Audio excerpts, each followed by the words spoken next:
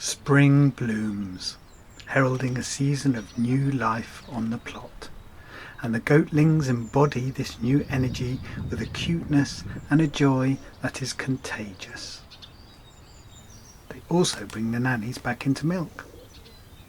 They are 3 weeks old now and are starting to eat the fresh new grass, which means that there's plenty of spare milk for us.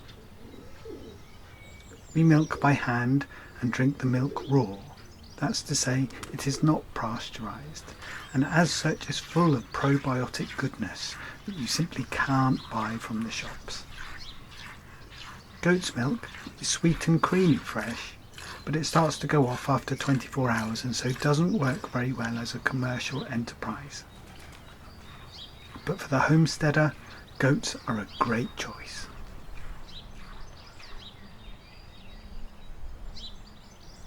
Meanwhile, the gozzles are hatching.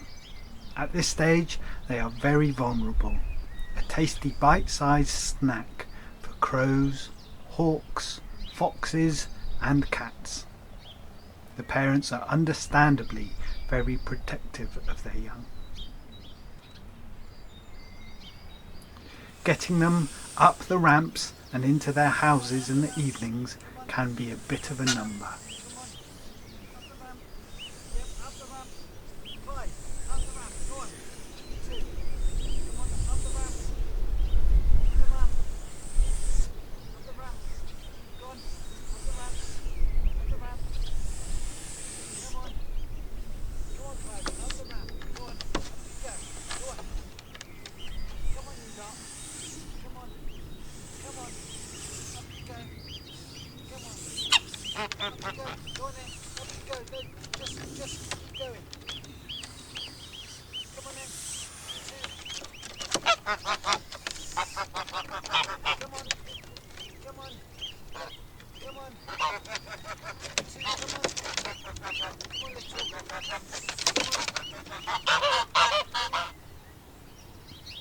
In the blueberry patch the bees are busy pollinating,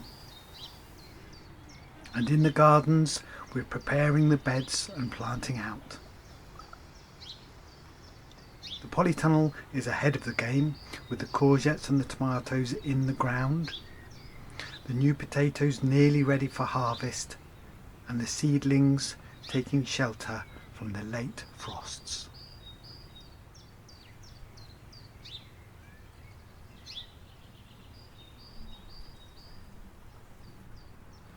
The good weather means that we can work on our construction projects, and the new garden shed is coming along nicely. This new building will enable us to give our gardening tools, equipment and materials a proper home.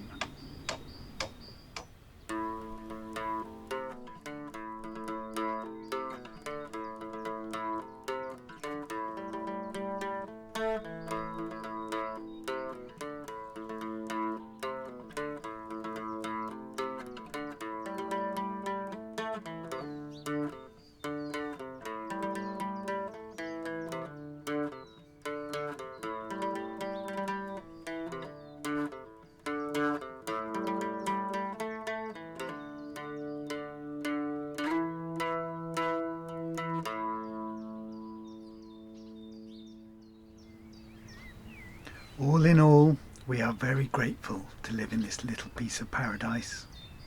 Our lives are filled with clean mountain air, natural spring water, wholesome food, animal companions and community. 15 years ago we started with a bare field, and what we have created is testament to human beings' ability to create our own realities. Life is what you make it.